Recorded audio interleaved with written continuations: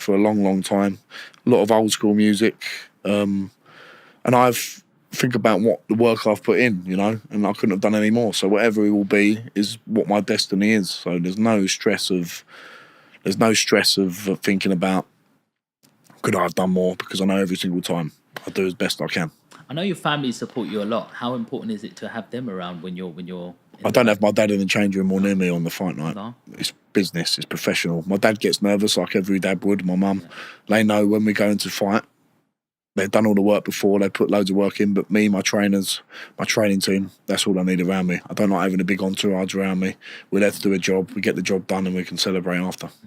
So Terrero, would you say he was a journeyman because he's won 5 and he lost 13? Yeah, he was a journeyman. How do you prepare for a journeyman? Like, you know, they're hard to break down. It's different.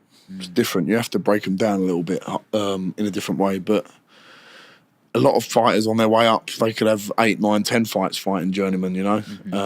But that's part of the experience. They serve an important role in boxing, bringing fighters through, and they're still tough to break down. And if you can knock your journeyman out, it's a good statement to make, you know. And they're part of the building blocks to becoming a better fighter. And don't get me wrong, it doesn't mean Terrero, he still came and had a good go, landed a few right hands on me. Yeah. He still comes and game. He wasn't one of these guys who just tucks up and tries to survive. He still comes and has a very proud man, and I'm still in contact with him today, and he's a good man. Nice. But round 2, 1 minute 25 seconds left, and the knockdown comes in, Towel comes in. Yeah. How does that feel? Amazing, especially after selling that amount of tickets. I caught him on the temple, followed it up. It wasn't the cleanest knockout. It was like a less clean version of the Babic knockout, scuffing shots and coming through, but the power was there to be seen, and he kept getting up. I think he got up 2 or 3 times, and it was just great when the towel came in and can celebrate afterwards. One thing I love about you, Johnny, when I was watching your fights is you're going in, bang, bang, bang, like you normally think someone's full of aggression and temper and they've lost it. But I see you hit somebody just as their knee was touching the floor, and you hit them, and straight away you gave him a hug and kissed his head. Like it was like, whoa, he's not in a state of like demonism sort of thing. No. He's very present.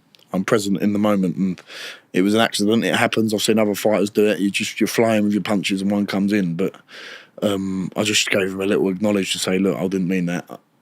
There's no honour in hitting a man when he's on the ground, and he's a tough man, Danny Whitaker. Fought for the Central Area title, so like they call it the Central Area, but they do it in terms of Great Britain, so it's more the northern areas of England.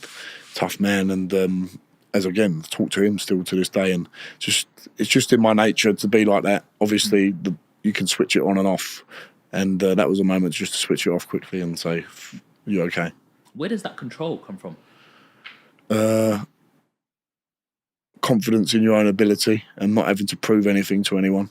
I know I can punch. I know I'm strong and I'm a powerful fighter. I don't have to prove anything to anyone. And it's being a sportsman and having a code of ethics and honour when it comes to fighting someone.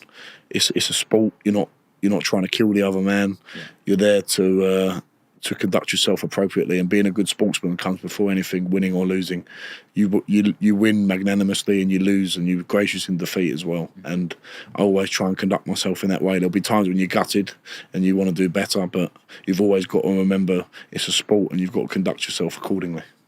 Well, you are a sports, person, athlete. What happens if you're just sitting in the pub or a bar with your family or just sitting down with a group of friends and somebody just starts bad-mouthing you and saying, who do you think you are? You think you're some sort of boxer? I'll have you right now. Like trying to play with, because there's loads of people going, there's loads out there. This guy's got a bit of fame. He's got a bit of money behind him. If I wind him up, maybe I can get about that, You've got to wind me up first, though. That's the only thing. Yeah. Can't wind me up very easily. If you're if you're so bothered, you've got to come up to me in a bar, because you do get people who do it. You get looks. Have you ever had that? Yeah, not people coming up to me, but you, even over the last 2 years, when I first turned pro, people were happy for you in your local area. Yes. And there's still a great amount of people that are. I've got a great network of friends, but they're only happy while you're not doing as well as them. Mm-hmm. Once you start doing better than them, you get a few looks, you get people not saying hello to you as much. When I go away from my area, it's great. It's amazing support, because people don't see you as often, and people see you for who you are, because on social media and stuff, I try and project myself as naturally as I can, but you do get jealous people, but don't rise to it. You know, I've never had someone come up to me and say, "Oh, you do this." I've had one guy, a young guy, 17, 18, 19. I think it was 19. It was about half a year ago. Said, "I'm going to knock you out when I turn pro. I'm going to knock you out." I said, "Turn pro first, enjoy it, and yeah, just be careful what you wish for. That's all you say." And yeah, it's just I would never dream of saying that to if I saw a professional boxer up and coming, you conduct yourself and say, "Good luck, well done, your hard work, keep going." And some people just lose their cool a little bit, you know. Yeah. So what do you think of when the gloves were off with Triple D against AJ? Yeah. And Triple D said, "Well, let's just go now then." Yeah, I quite like that. That was good viewing, wasn't it? Yeah, absolutely. And great viewing. I'd buy a ticket now just watching that. I'm looking forward to that fight. But AJ didn't really take it kindly. Just side-eyed him and go, watch what you're saying. Like, you're not on my level. And then Carl Froch comes up and goes, "What does he mean not on level? Where's the humble AJ gone? This is all his money. That's what he's referring to. Look at this, that, other." Like, well, what do you think of that whole scenario? It's hard when you're fighting for the world heavyweight title. It's a bit different context to someone coming up to you in a bar and someone who's not relevant. These two guys know in a few months when they've done that, they've got to go and have a fight, and they're fighting for the world title. And there's a little bit of jostling there, a little bit of body language and mind games going on. And someone's saying that you can't intimidate me. You come over to me. I'm gonna do this and do that. It's very hard to keep your cool. But I think Joshua did it in a way where he did keep his cool. I know he stood up, but he done it in a menacing, intimidating way. And fair play to Dubois, he didn't back down either. So it's the nature and part and parcel of being a heavyweight boxer fighting for the world title. You're gonna get a bit of testosterone pumping, aren't you? Yes, 100. So yeah, Danny Whitaker. How was that fight? Yeah, that was the fight in the Matchroom Garden. It was an open atmosphere. Really good atmosphere. Different. Really good. That was my third fight, and that was that round 2 knockout, I think it was. Yeah, round 2, 1 minute 50 overhand seconds right. left. That was good. Really local to me, but 10, 15 minutes away in Brentwood. So yeah, really good event, and a once in a lifetime place to box. You know. Yeah, it looked good. Really good. You see the garden before it's all done up, and then you see all the stuff in it for the arena, and it looks amazing. It looks like a proper stadium sort of vibe. So it was really good. You got Gabriel Garcia. Yeah, he was tough. He was a Spanish heavyweight champion, but it was also tough because I broke my hand in the changing room and cut my eye in the first 30 seconds. Oh, but it would have been a tough test anyway. Yeah. Probably something I didn't need at that stage of my career. How do you fight with a broken hand?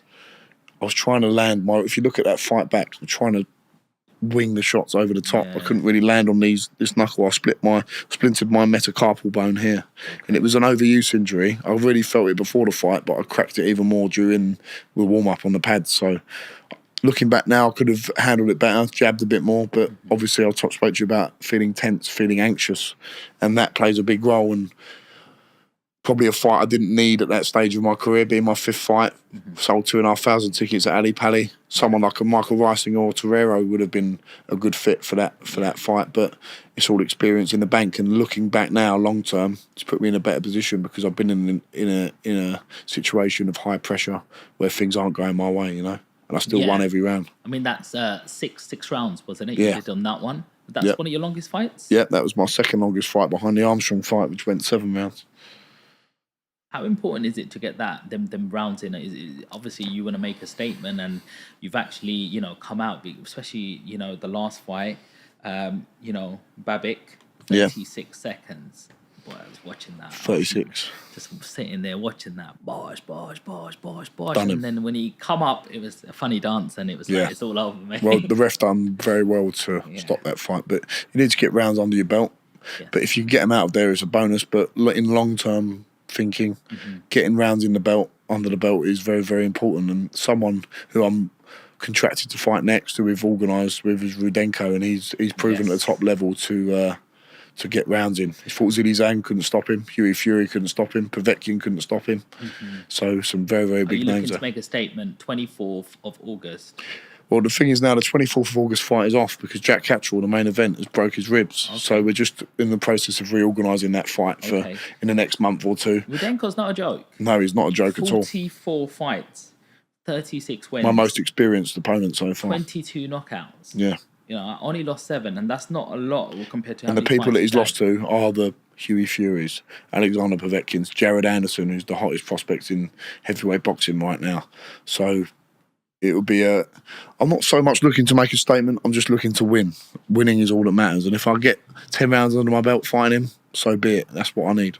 What do you think of Huey Fury? I mean, he's like that heavyweight that, you know, he was very young coming on the heavyweight scene.